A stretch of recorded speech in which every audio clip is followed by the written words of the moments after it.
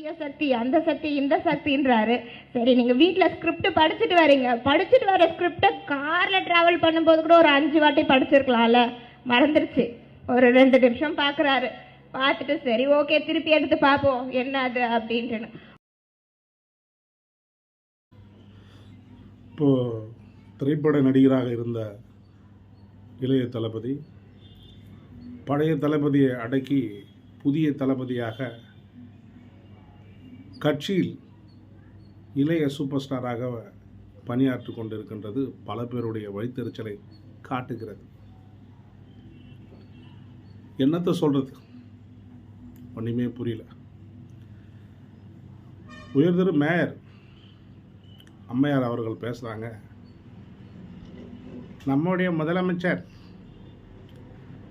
எழுதி கொடுக்கறத பார்த்து தான் படிக்கிறாரு, அதை காரில் வரும்போது கொஞ்சம் படித்தா நல்லா தான் இருக்குமே, அதை அப்படியே ஒப்பிக்கிறாரு அப்படின்னு சொல்கிறாங்க.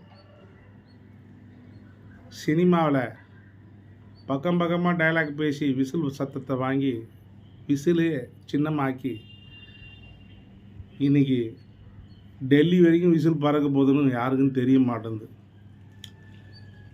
என்ன ஒரு பெரிய கட்டமைப்பு திமுக என்ன பண்ணுதுன்னா, எப்பயுமே ஜாதிக்குள்ளே ஜாதியை சண்டை மூட்டோம். அப்போ ஜாதி விட்டு ஜாதியை சண்டை மூட்டோம். இதுதான் திமுகவுடைய உள் வரலாற்றுடைய குழப்பம்.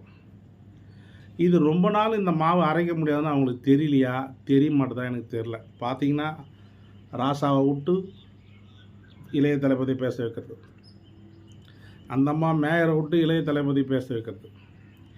யாரெல்லாம் அங்கே பறையர்கள் கேண்டிடேட் இருக்கிறாங்களோ அவங்கெல்லாம் இவர் மேலே திருப்பதி. ஏன்னு கேட்டிங்கன்னா அந்த எஸ்சி ஓட்டு நம்ம பக்கம் திருப்பி வந்துடுமா? எப்படி வரும்?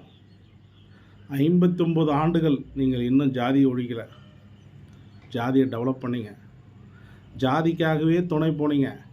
இந்த மானங்கட்ட மக்களை அடிமையாக வச்சு, கொத்தடிமையாக வச்சு, அதனுடைய சின்னமாக தொல் திருமாவளவன் அவர்களை கூட்டு போய் எத்தனை முறை கொடுமை பண்ணியிருப்பீங்க. எங்கேயாச்சும் ஒரு இடத்துல மதிச்சிருப்பீங்களா? உங்களுடைய ஜாதின்னு உங்களுடைய மொழி இனப்பற்றுக்காக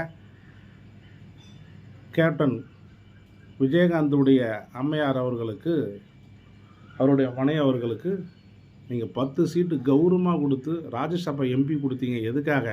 தான் தெலுங்கு வம்சாவையை சேர்ந்தவர்கள், நம்ம தெலுங்குடைய இனத்தை சேர்ந்தவர்கள்னு சொல்லி உள்ளுடைய கட்டமைப்பை கொடுத்தீங்க.